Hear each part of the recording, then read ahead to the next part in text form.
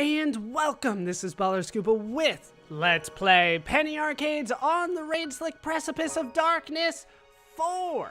This is the fourth and final installment of the Precipice of Darkness series. We are going to continue and hopefully finish the story of Tycho and Gabe and demons. Let's get in.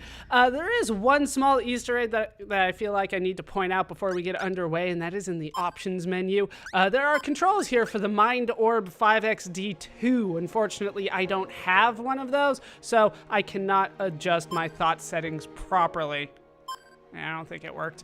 All right, so let's get a new game underway. Begin a new game. An RPG adventure of legendary proportions await. I hope so.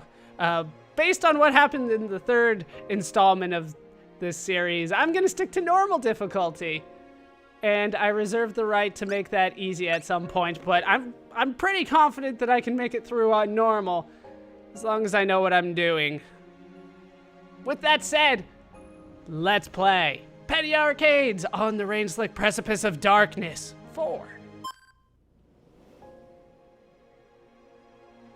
And when that candle bare and white sheds at last its dancing light, then we will rouse with raised rod to pierce the very house of God.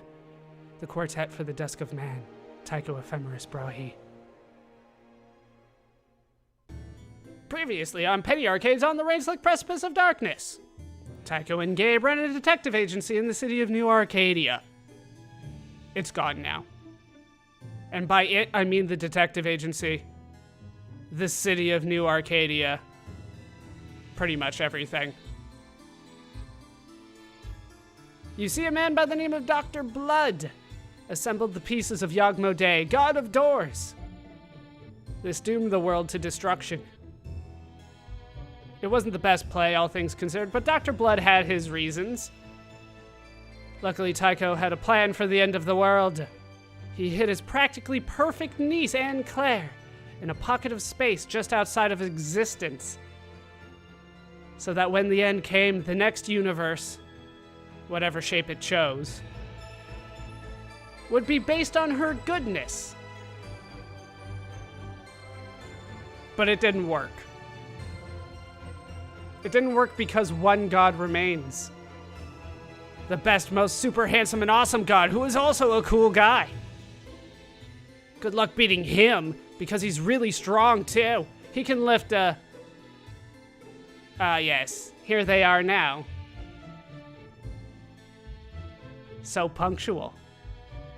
I do so like that in my protagonists. Ahem.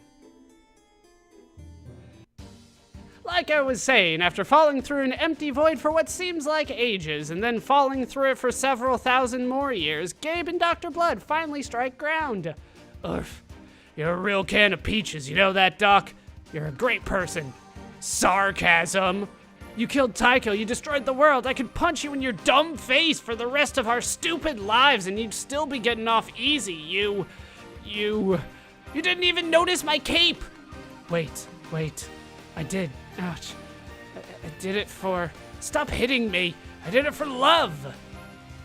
You love destroying worlds? That's not a good enough reason. No, Gabriel, I did it for Hestia, my true love. Oh yeah? Does she go to school in Canada? Yes, actually. But now my precious Hestia is locked up here in the Underhell somewhere. It's a long story. Let me offer you the truncated version. When a devil offers you ultimate power in exchange for your true love, just say no.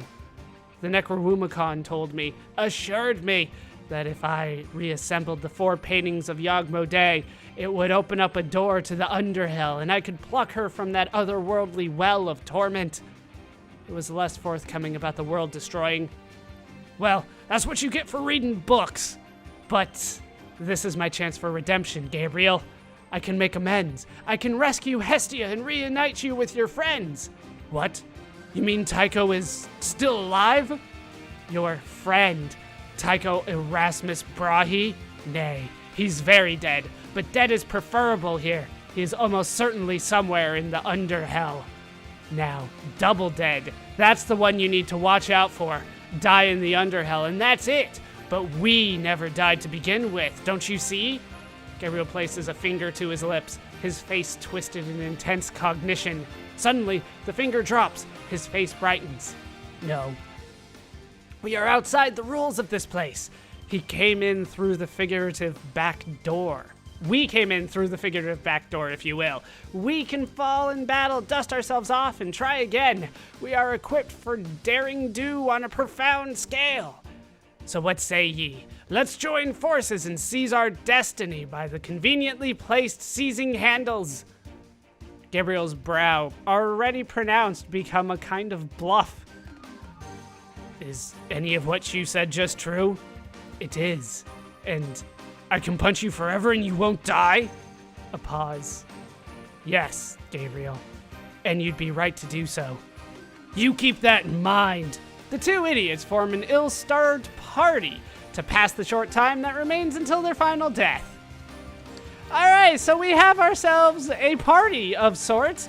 Apparently my party consists of Leviathan, who's equipped with a war pestle, a Dr. Blood thing, but nothing there. And we have two trainers. Alright, so things have changed since the last battle system. You fell for a while. This is the chapter 1 recap. You fell for a while. Would you be surprised to learn you can fall further?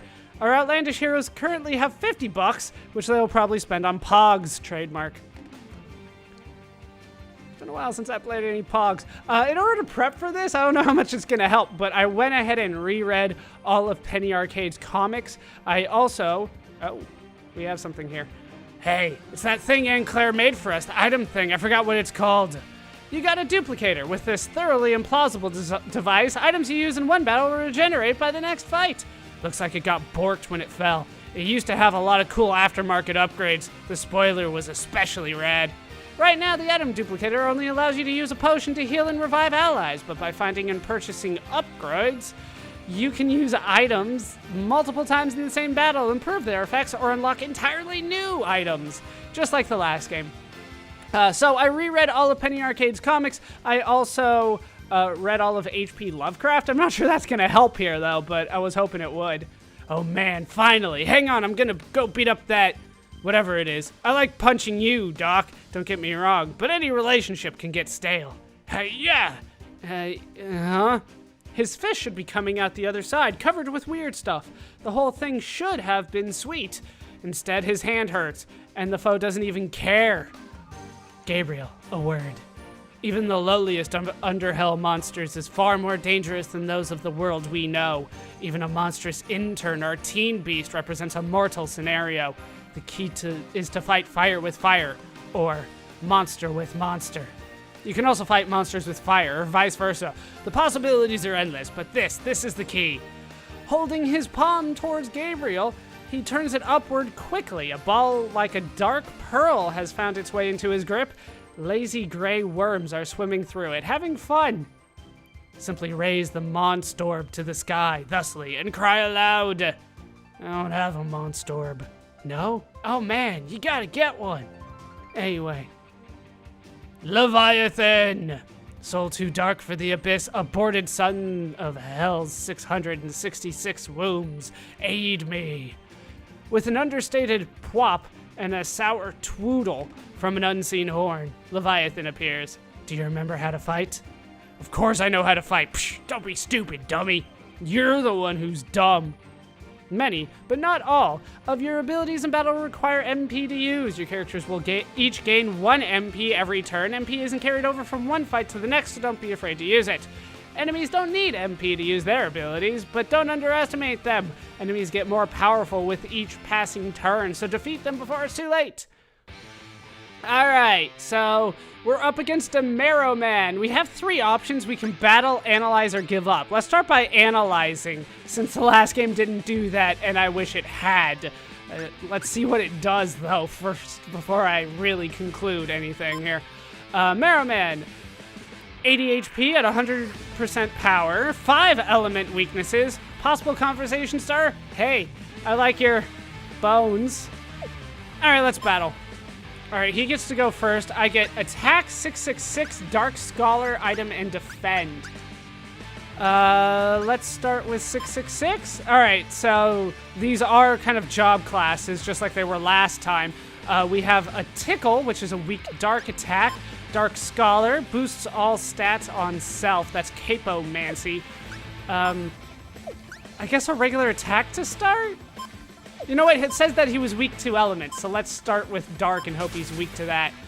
All right, he poisoned me, but I did 36 damage to him. Let's try it again. That is actually really loud. Like, really loud. Let's try a regular attack. All right, down he goes. All enemies have been defeated. Our allies gain full HP again, 1 experience and $1. Hooray! Hold on while I check sound levels a bit here. I think we'll be okay moving forward. It's a lot louder than the music is the problem, and I can't really change that inside of here. So we're gonna have to move on without it. Let's take care of that where we can find 100 gold. $100? What am I talking about? It's flat out dollars this time. Yeah, I can't really change anything. Leviathan, come forth. Forth, though. Out in this region. Dr. Blood gives the Monstorb a little shake. You are bad at everything. Give it. Gabe peels the Monstorb from Dr. Blood, rolling it out. The moment it touches his skin, it stops wanting to be an orb for some reason. Now it wants to be a glove. It doesn't explain why. Plus, it didn't give itself a mouth, so it can't. My turn. Monster time. Come out, you monsters. I don't have all day. A baby deep crow unfolds itself from a black ovoid. Its feathers still wet from the egg. It makes an unconventional sound and wobbles to its feet. Oh, you'll do. Listen up. Your name is Mr. Beaks. Do you get it? You have this one rule, Mr. Beaks. If you see a throat, that's this part. He points to his throat. And it's not my throat or his throat. He gestures to Dr. Blood, who guards his throat reflexively. I want you to eat that throat. Know why? Because those throats are the only food you're ever gonna get. All right, we have some new enemies. We have a plume toad, 60 HP, has 1 element weakness. They make bad pets for lots of reasons. And then we have a mosquito, a mosquito, 40 HP, 2 element weaknesses. These hell bugs impart a one-of-a-kind smoky flavor because they're mesquitos. All right, so we got ourselves a baby deep crow, Mr. Beaks. I do remember having seen the deep crows in the comics, but a lot of this stuff I'm not seeing. Let's go for the mosquitoes first. Let's try to finish them off. All right, so Mr. Beaks comes with Bugbird and Brute. Bugbird gives him Beakonomics. It's a weak attack. It adds bleed. Very nice. And power up strength doubled next turn only. That's what we have for Brute. So let's start with Beakonomics. Let's hit the toad in the back and kind of hope for the best. Beakonomics. All right. That worked out okay. I don't have anything that hits everybody, do I? It's only got 4 HP, so just hit him with a normal thing. And, just hit the plume toad. Let's see what we can do with that. 22. I was hoping for better than that. All right, just hit him, and the bleed should finish him off. No, it only did 5. So he gets his turn again, but we have this one. So far, so good. 4 XP and $10 for that one. Mr. Beaks is now level 3, learns Sword Master, which is on P for some reason. Gabe's now level 2 and Dr. Blood is now level 2. I'm not understanding how this works so far. What can I do with these guys? I cannot do anything with them. I don't, like, all I have Celeritas, but I don't have any accessories. They don't have any armor. I can change their, I can change their trainer, I guess. We're kind of going with like a Pokemon theme, yeah? All right, here we go. So we have Tickle. We have a passive strength type, can equip swords, axes, and a halberd. All right, there's halberds. And then we have Axe Master, passive defend boosts strength for 1 turn when equipped with an axe. I think I have that, but it's kind of weird. Beaconomics. All right, we have that. Then we have strength type, can equip swords, axes, and a halberd. And Swordmaster, speed boost on turn 1 when equipped with a sword. What do you have? You do have a sword. All right, so they have those things. We have Gabe here, who gives them power up with the brute. And then we have Dr. Blood, who has capomancy. Okay. I'm learning as we're going, but this is all new to me. Leviathan starts out attached to Dr. Blood, and Mr. Beaks began its dark life attached to Gabe. Things don't have to stay that way, though, and maybe they shouldn't. By going to the equip section of the main menu, you can change the trainer for your monsters. Depending on which trainer you choose for each monster, your savage allies will gain access to trainer-exclusive skills. For example, if Dr. Blood is their trainer, your monster allies will be able to use Capomancy, a powerful spell that boosts all of the user's stats. While Gabe is their trainer, your monster allies will be able to use Energizer, a punching attack that restores MP if it is used to finish off an enemy. Not only that, but each trainer gives a unique stat bonus to its trained monsters whenever they level up. As you progress through the story, your trainers will become more skilled and gain new abilities. Choosing the best trainer for each monster will make your life much easier. Analyze the situation and choose accordingly. So, it sounds like whoever they're attached to when they level up is going to determine their stats. I did not consider that. I feel like having this the way that it is good for now, but I don't know. This is why we're on normal difficulty. Let's head forward and encounter some new enemies. We have a Dark Chef, 135 HP, 1 element weakness. These diabolical foodsmiths frappe without warning or remorse. We have the Vegetarian, 61 HP, 2 element weaknesses. In this case, he'll make an exception. Good to know. Let's battle. I can give up from the beginning. That's a little weird for me. All right, we're gonna put bleed on the Dark Chef. And we're gonna tickle the Vegetarians? Are they weak to dark? I feel like nothing around here is gonna be weak to dark, though. Okay, they're weak to dark? Either that or I crit. That's always been the weird thing for me. I never truly know.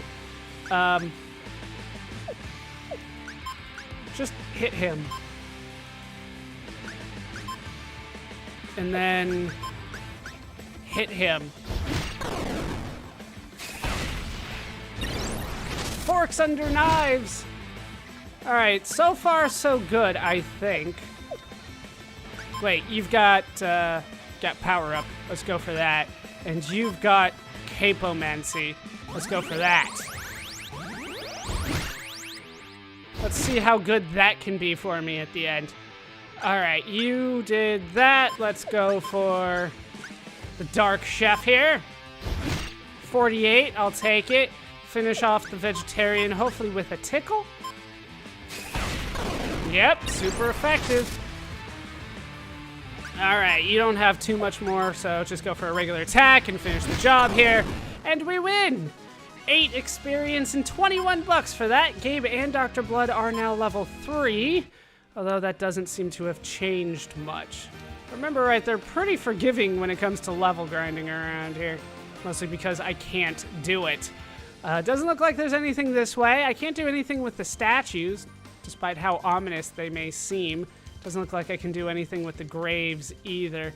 So let's head up here, see if there's something over here. There is, and a monster's guarding it. We got 2 Undertakens. They're new. I forgot to analyze them. They have 1 element weakness. I guess they didn't like it down there. Fair enough, because they came out of their graves. You get it? All right, let's get Beaconomics on these guys to start, and we'll start with a tickle on the Vegetarian and hope for the best. 54. Not as good as I was hoping. A grave insult. How dare you, my friend? All right, hit him and kill the Vegetarian.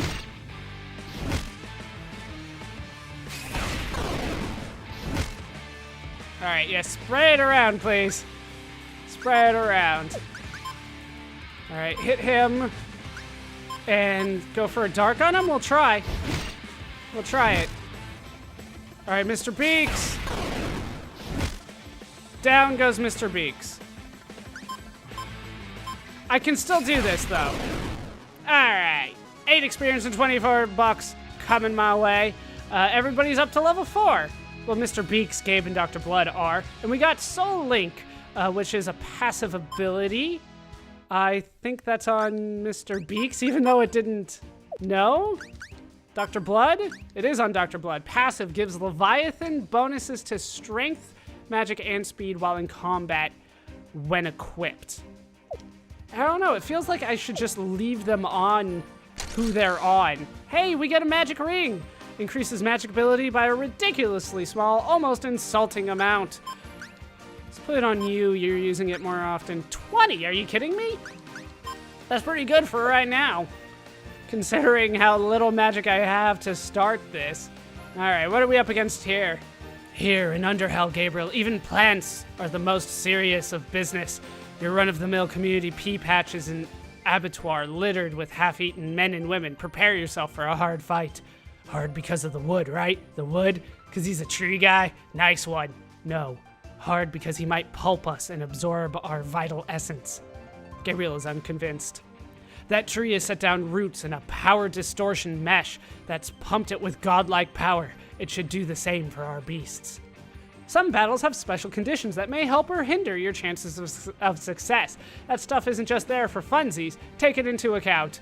For example, in this battle, all of your monster allies have been temporarily boosted to level 30 and have lots of cool new abilities. Have fun! Alright, let's analyze the Sentry. It's 5,000 HP. It's got 2 element weaknesses. I assume one of them's fire. Sometimes a bunch of them get together and just guard each other, because they're sentries. Alright, let's get in. Let's see what we can do. I feel like Beaconomics is still the way to start this, but I don't know. We also have Dive Bomb, a heavy wind tap. Harms user. Heals Mr. Beaks each turn on Cauterize. That could actually be really good to start. Perforate reduces enemies' defenses. Clutch Call summons a Deep Crow. And then we have Dread, which stuns the enemy, which we can do once per battle. We have Brute, and that has not leveled up. So, let's start with the Cauterize. Let's see what you've got. We got Dark Tickle, which upgrades to a medium dark attack. Tidal Wave, light water magic on everybody. Flip Out, light attack all. Dark Surge, heavy dark magic. River Styx, heavy dark magic all. Not particularly good. Let's just attack to start with you.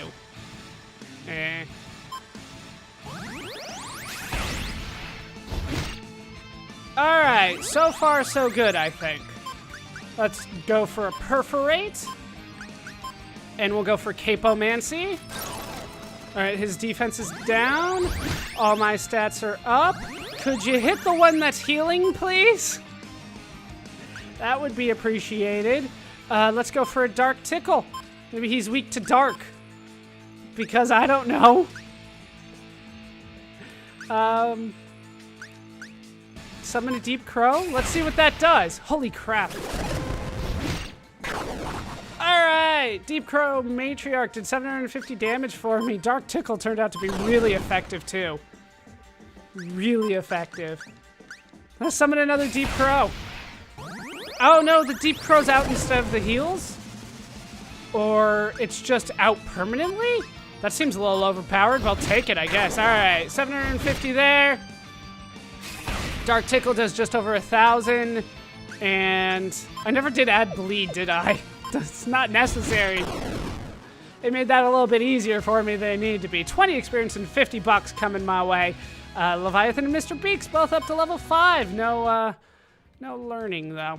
How are they doing when it comes to that? They've definitely leveled up their attack, which is good because that's what I need to start until I can get magic. We'll see what else I can do with them later, but for now, that seems good. We've made it to the world map of Underhell. Underhell definitely a part of Penny Arcade's lore with like the D&D that they talk about quite often. I remember that, but I'm looking around to see if there's like anything hidden, but I should know better. That the game has not been too forthcoming with secrets that way. Is this a demon? It's a man, but he looks like a demon. Welcome to Porthole. When you're through enjoying our wonderful stores and cafe, be sure to visit all of the nearby tourist attractions in the region. There's that graveyard by the beach you came from, some kind of weird cave thing up in a westerny kind of way, and well, I suppose that's it. Our slogan is Porthole, or whatever, you might as well. I don't know, needs work. Don't leave though, because you can't. We sort of have a train, but not really. Alright, that guy gave me information while not giving me information all at the same time. Anything in your barrel?